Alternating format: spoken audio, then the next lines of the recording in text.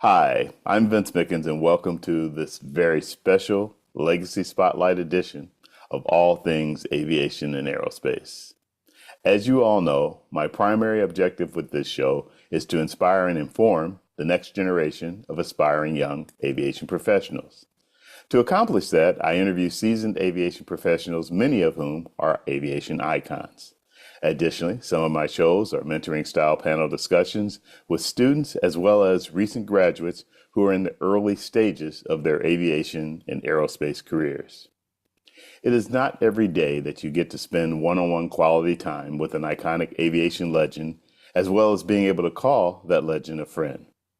I had such an honor that included the privilege of a one-on-one casual conversation with none other than Clay Lacy, who, by the way, turned 93 years old on August 14th, which makes him a fellow Leo and all that more special for me personally.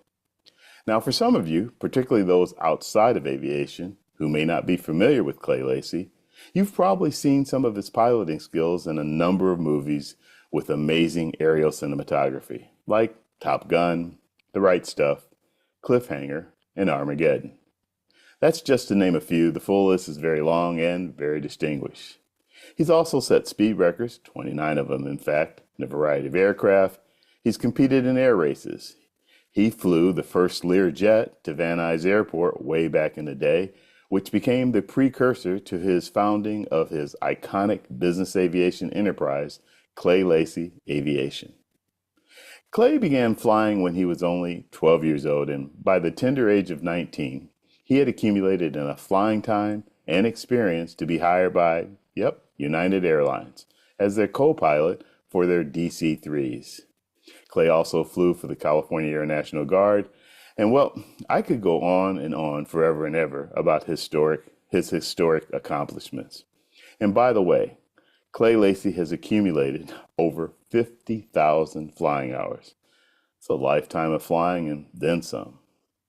A while back, I had the opportunity to spend some quality time with Clay Lacy at his home, where we had lunch before we moseyed downstairs to one of several aviation-filled rooms and talked turkey about his vast array of experiences and his wise perspectives on aviation. Why don't we just start it nice and casual? And Clay, if you'll just tell me a little bit about how you feel about kids in aviation. You were talking a little earlier and saying that you want it to be something that's almost self-motivating. Would that be one way to describe it?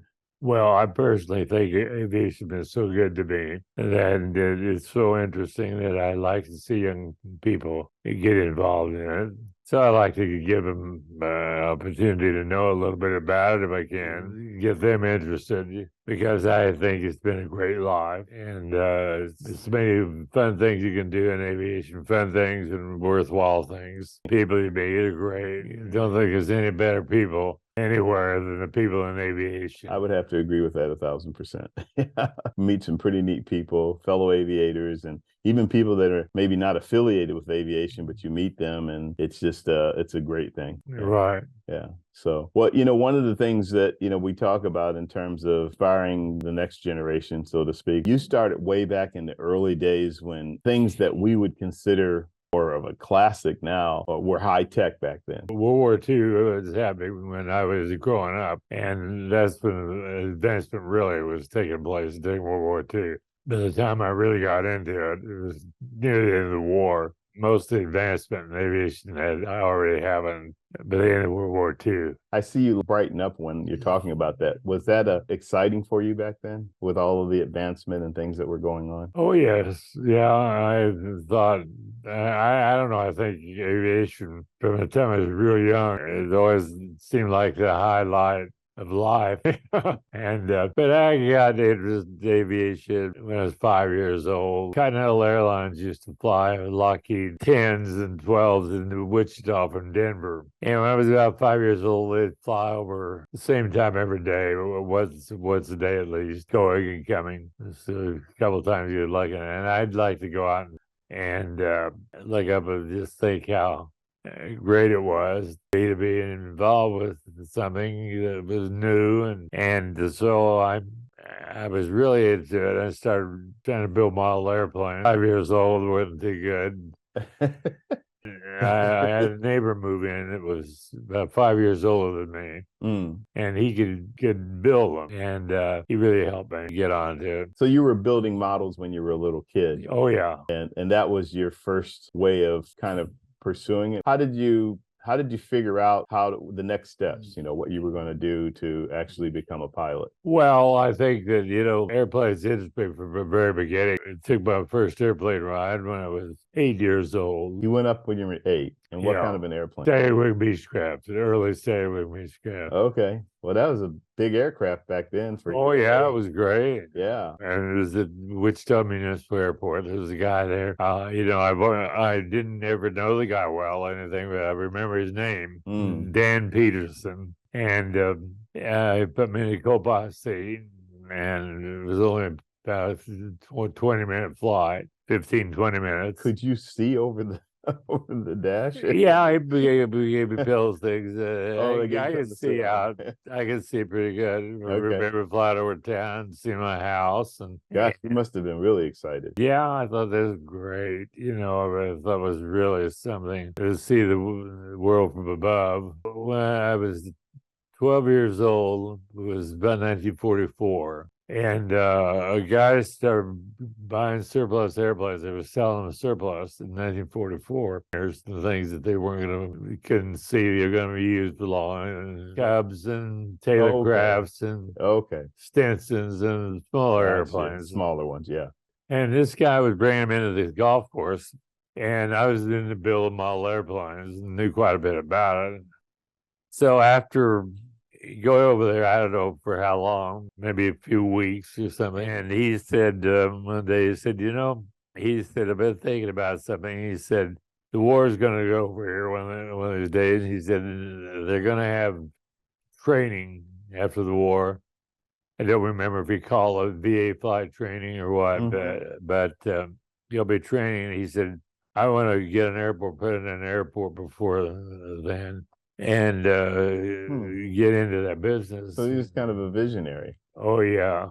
He was a guy that he had a company decorating store windows and things, and, presenting things. And anyway, he said, you think there's any chance your grandmother would be interested in renting me some land over there for an airport? I said, well, I don't know. I would think she might. But I said, why don't I set up a meeting with her? And so 4 days later, I think I had a meeting set up. He came to her house, talked for about 3 hours. And she knew how bad I wanted to be in aviation, fly. She said, I'll do it. Give you the land for an airport.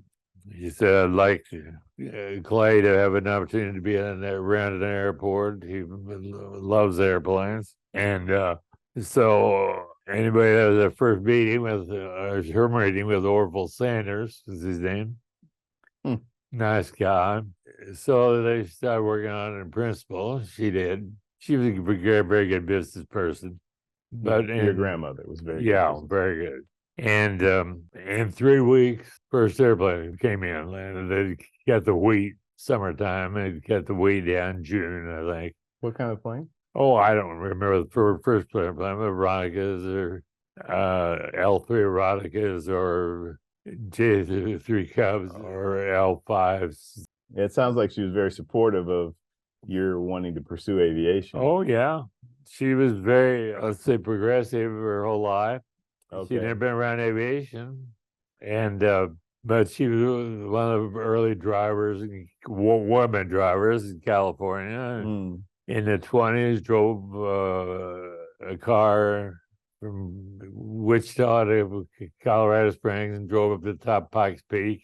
Oh, wow. And we get pictures of it. I remember big old roadster, nice car. So she was adventurous too. Oh, yeah. Another trait that you have. Yeah. Yeah, well, she was great. She loved to do new things, liked to see progress, So I had been going out to the farm every weekend and things in the summertime and helping my uncle harvest wheat and things. And it was a great break for me. I got to drive cars and tractors and everything when the time I was 8 years old. I go to the airport every week.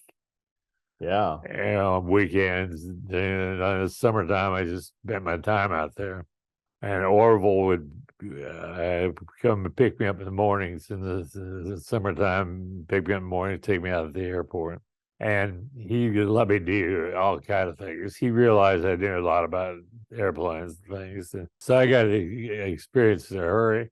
And when they first opened the airport, we didn't have any fuel at our airport. So they'd have to ferry over to another airport and get fuel. Okay. So he started making it a real point to let me go along and they'd get maybe 5 to 10 minutes flying time.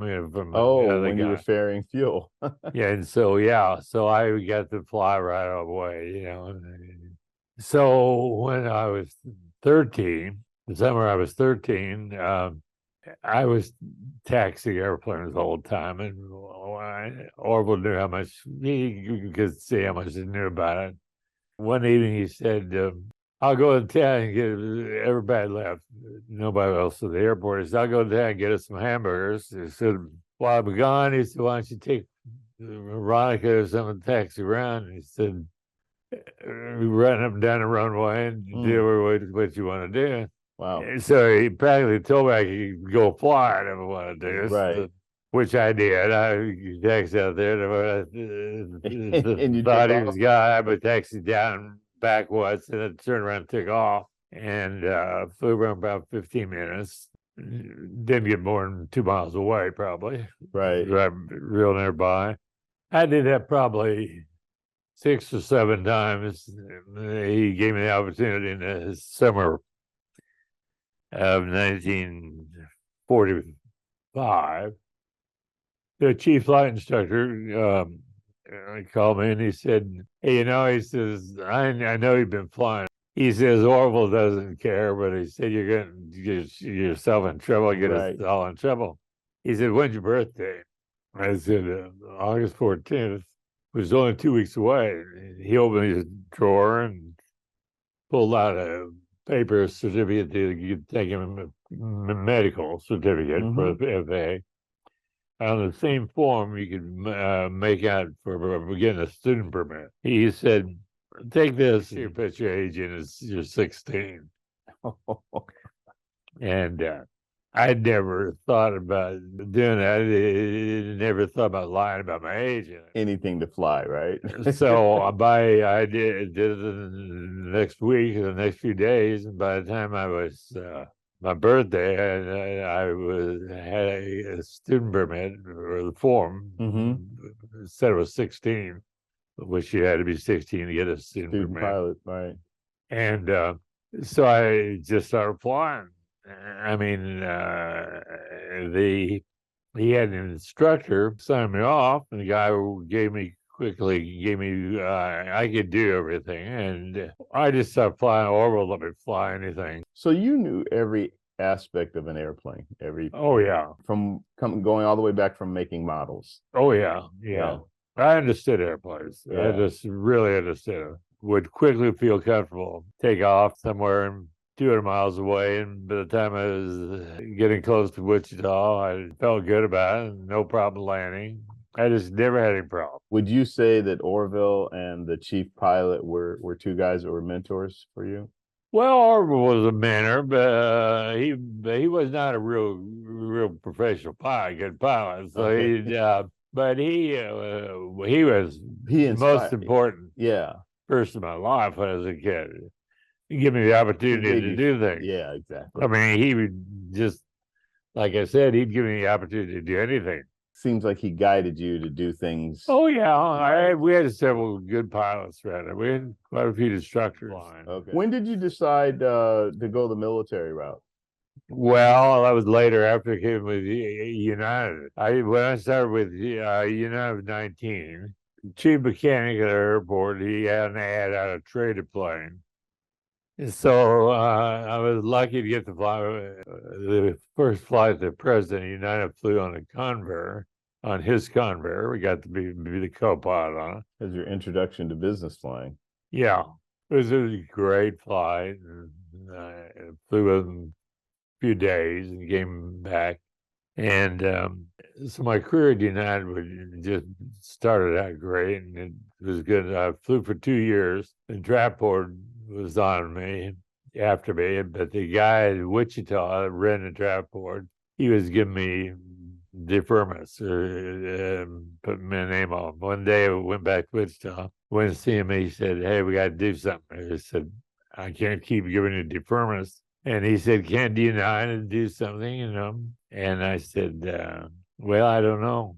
I'll talk to him." I talked to him. And of course, I had, by that time, about 2,000 hours, and I could fly quite well. We started out first 20 hours in a Cub, like a Piper Cub, almost like a J3. It was first Super Cub. So I went through that, came back to the guard, Van Nuys, at a late 55. So went back to United, started following the guard. We had F-86s. Yeah. Had a great time, the guard, a great time. So yeah, so Clay, you had a lot of opportunities very early in your career. Oh yeah. Tons of opportunities. What are your thoughts about coming forward to today's generation of young people that are interested in aviation like you were, and maybe what they should be thinking about or, trying to do with their careers? Well, I think I tell kids, if you're interested in flying, you can make it happen. It's up to you. You can make it happen. I mean, because I remember I made it happen. And so I always tried to help them if I could, And You made yourself available. yeah, Yeah. and did things when I could later. Not too much later, I got in business pretty quick and was doing pretty well. For a while, I was still a co-pilot for United. United, I got along well at United. They made me a flight instructor in the Denver Training Center. Okay. And having multi-engine time, airline time, I was really looked up to, and I'd already been in charge of the training for the guard for F-86 for flight. So you started on the civilian side, and you went to the airline, and then while you were at the airline, you ended up doing military. Yeah. And then you finished that, and you did the guard while you were still. No, I was in the guard. I went in the military just for training. Came back to the guard. And came back to the guard. Okay. Yeah. Yeah. But I had a lot of experience, and the guard was having a lot of trouble. I had 7 major accidents in 1 year. They were about to do away with the guard, Van Nuys. They had a big operational readiness inspection, and our Air Force advisor was an active duty Air Force guy that was assigned to the guard.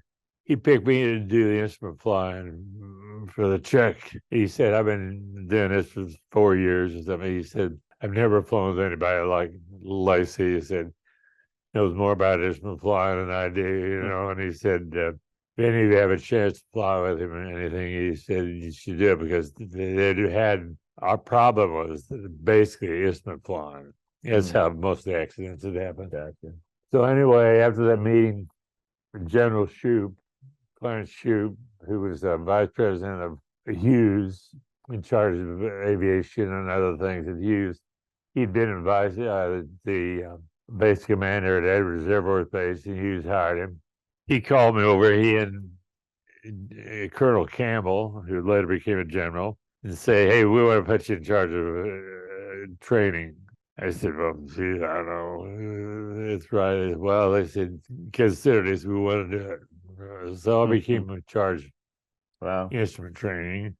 So that got me off to a great start in the guard then, being real friendly with the base commander, the wing commander, and group commander. And so I stayed in the guard. I set up a whole instrument program. It was for the guard, and it was acknowledged by the Air Force as being the best program in of any guard unit and everything. And head of training, said, I have to go to school. The school was 2 months. I said, I can't take off right now. The airline to do that. I don't want to. They said, you don't have to. We'll get the Air Force advisor to check you out. Do you think military is a good route for some people that want to become a professional pilot? It's a good route. Good route. It is very good. I don't what the deal is now. How many slots a year they have? I don't think it's too many. Yeah, I haven't quite figured that out. There's a shortage. I do know that they are looking for more pilots, but at the same time, I what I understand is part of it is the training. Right now, I'm not sure how many pilots they can bring in. The need not Air Force is as big as it used to be. Things so that's why in the past, there's enough guys getting out of the military every year they could fill every airline job if they wanted. They're trying to figure out other ways to bring pilots in. Yeah. You had bits and pieces of business aviation, and then you kind of just dove in head first into the business aviation world. Well, what happened was, we were selling airplanes, Martin 404s. We went with him back to TWA, and we made the deal to buy all their 404s. And we were getting it over a period of a year and a half. So they had 22 of them. So they weren't just all dumped on at once, and he could pay for them as he got them. We started selling them. We'd take in DC-3s primarily on trade. A lot of companies just giving us DC-3s. So I'm trying to sell the DC-3s and sold a bunch of them. I was flying 140 hours a month every month with United. And 140 hours? Yeah. Every month, not 1 month, and then I fly with Paulson's airplanes and fly about another 70 hours. I was training all the pilots that companies we sold airplanes to and demoing them. I was just busy as hell. Well, you the amount of flying that you've done and the stories that you have to tell, we could probably talk for a couple of days about it. Oh yeah. To just kind of get your comments or your thoughts about the scholarships that you have been providing for young people to get their flight training, and tell us a little bit about that, about the scholarships and what you hope it helps do for these kids. I started helping a few young people I knew get pilot licenses, get the private and commercial or something, or I'd meet some guy that had a private was getting his commercial. I've met a few commercial pilots, and I hired a few of them. Okay. As co-pilots. So I was always into trying to bring up people that were on their way up in aviation. So I did a lot of that. I help guys move up the ladder. It's in aviation, it's a ladder, one step to the next to get one rung at a time. Good job. So I've helped a lot of people. So through the years, I set up a EA primarily. Started giving some money to help them select people for pilot training. Right. And then I got involved with University of North Dakota. Oh, UND, okay. UND, 7 scholarships, UND, and still have that going. Jim Ray got me involved with UND. James Ray. He was an old B-17 pilot, a great guy. Made a lot of money, and he helped a lot of people. And his Ray Foundation is still going big. He's been gone for quite a while, but he had a young guy that he put in who now runs it. And so I've always been interested in trying to helping young people get into aviation. And I've always thought, I've met so many good people. I've always thought that, in my opinion, aviation, people involved with aviation are the best people I've ever known, have less problems as far as they're honest people, because you're not honest as a pilot flying, well, you'll get yourself in trouble. You got to be honest with yourself. So one of the programs you're involved with too, with scholarships, is the Youth Aviation Mentoring Program. Yeah. You've recently given out several scholarships for that program. Yeah. So as we kind of wrap things up, what's your advice to the up and coming generation? You know, people that are very interested in aviation, maybe even very passionate about it, want to be a pilot, want to be an air traffic controller, want to be something in aviation. What overall would you tell them based on all of your years of experience? Well, I think if they're passionate about it, they'll get into it. And but I can only tell people I think it's the best field you can be in. Yeah, well, that's a good way to wrap it up. I appreciate the opportunity to be here and sit down with you and talk about your absolutely amazing career. And I hope that a lot of our conversation rings true with some of the young aspiring aviators. It's inspirational just to hear you talk about the things that you did and your passion and your compliments of how great an industry we're in. Yeah. Been a great time. Hey, thanks for listening to and or watching this All Things Aviation and Aerospace Legacy Spotlight Edition featuring the iconic aviator Clay Lacy. All Things Aviation and Aerospace is a podcast production of the Private Air Media Group, hosted and executive produced by me, Vince Mickens. It's available on Apple, Spotify, YouTube, or wherever you get your podcasts, as well as Facebook and LinkedIn. If you're enjoying the content, please like and subscribe. But until next time, stay safe, safe flying if you're a pilot like me, and have a good one.